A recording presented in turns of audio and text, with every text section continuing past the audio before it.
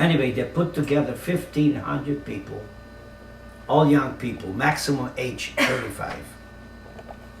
And they dragged us to the train again, and they loaded us up, and they took us to Birkenau. Birkenau was the sister camp of Auschwitz. I don't know if you're familiar with it.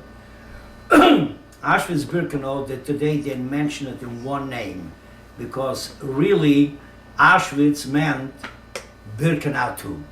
But in actuality, those two camps, they were about distance away 2-3 kilometers from each other. The difference being that Auschwitz were all built barracks, but structures with bricks, you know, for army people.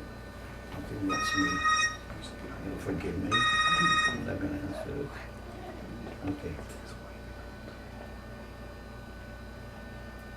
Okay.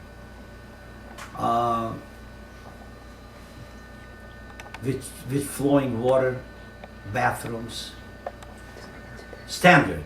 I mean, it was soldier style life. I mean, your mattress was made out of straw. I don't know if you ever heard, in the olden times, they used to have, in the villages, they used to make a mattress out of, the inside was all full of straw. When I was a child, I grew up in a home where my mattress was straw. Okay? So they had straw in Auschwitz, straw mattresses. The problem was, I'm trying to tell you the difference between Birkenau and Auschwitz, that in Auschwitz, they had a lot of lice, a lot of bugs, very little food, but at least if you're thirsty, you always had a glass of water, because they had running water. In Birkenau, which was called the death camp, no running water, no toilets, bunks, no mattresses, like soldiers, you know, slept on the wood. And life was so miserable when we first arrived. You ever heard of Mengele, the infamous German doctor who used to make the selections? He used to stand as they took us out from the trains. They had big shepherd dogs that used to create more noise and drive into us fear, you know, just to conform to whatever they said we should do.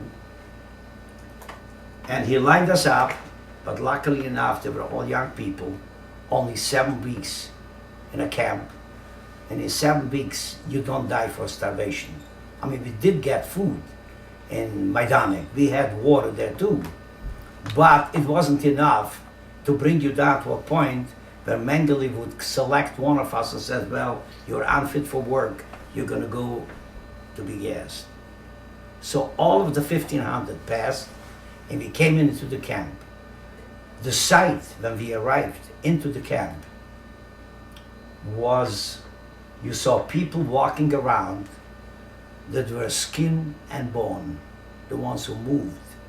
You saw thousands and thousands of piled up corpses laying around.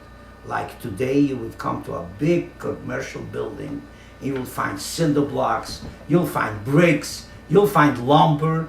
This is the sight that we had when we arrived there. And it was, I don't have to tell you what it did to us. It just melted our hearts to a point that the scare was so big you didn't believe you would live till tomorrow. And when they assigned us to our different blocks where we were supposed to be, first they lined us up and gave us numbers, you know, the tattoos. Now, most of the people who came to Auschwitz and to Birkenau, they all have numbers on their hands. And I don't know whether, I'm sure that somewhere around the line you must have seen somebody with a tattooed number on the hand. Did you or didn't you? Never saw one? I'm sure if you saw the film Schindler's List, you must have seen people.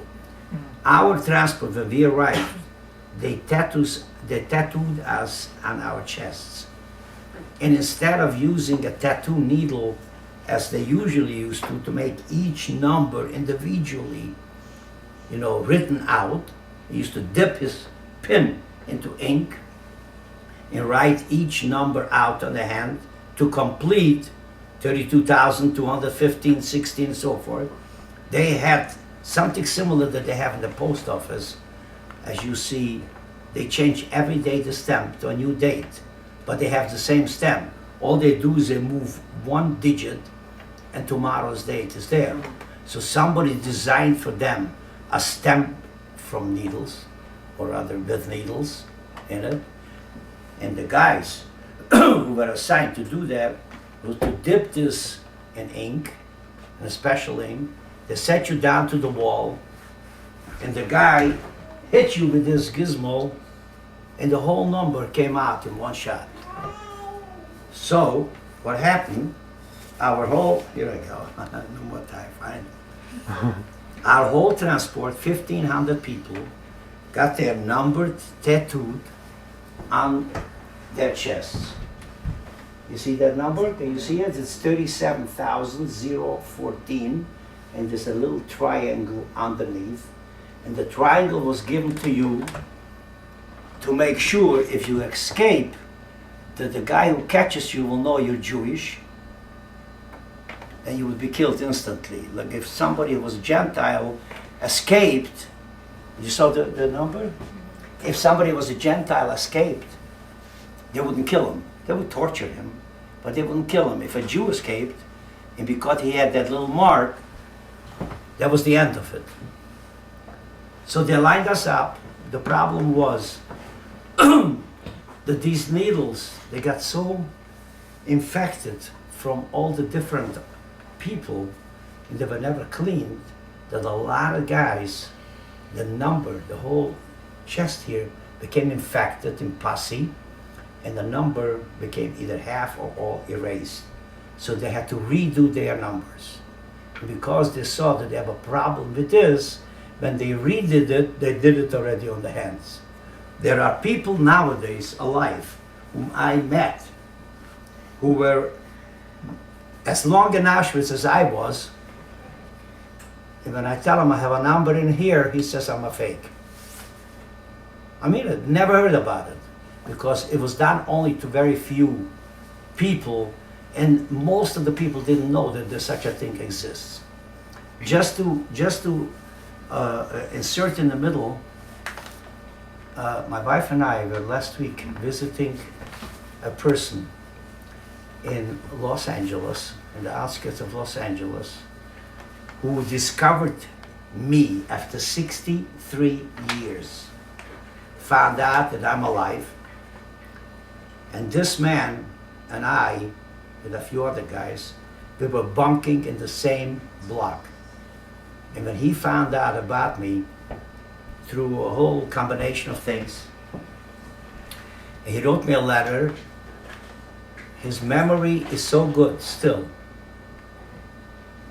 that he remembered my number by heart, which is amazing. 63 years, plus the 3 other guys in Israel that let him know that I'm still alive, and they got for him my address and my telephone number to get in touch. So we visited each other 2 weeks ago, or rather a week ago. And just to sidetrack a minute, I want to tell you what he told me on the telephone when he first called me up from LA. And he said, the first word, my Jewish name is Melech. My English name is Manny. And of course in Auschwitz I didn't have an English name. I came to America after. So he said to me on the telephone, Melech, is that you? I says, yes. Are you still religious? I said, yes. I go every morning and every evening to the synagogue.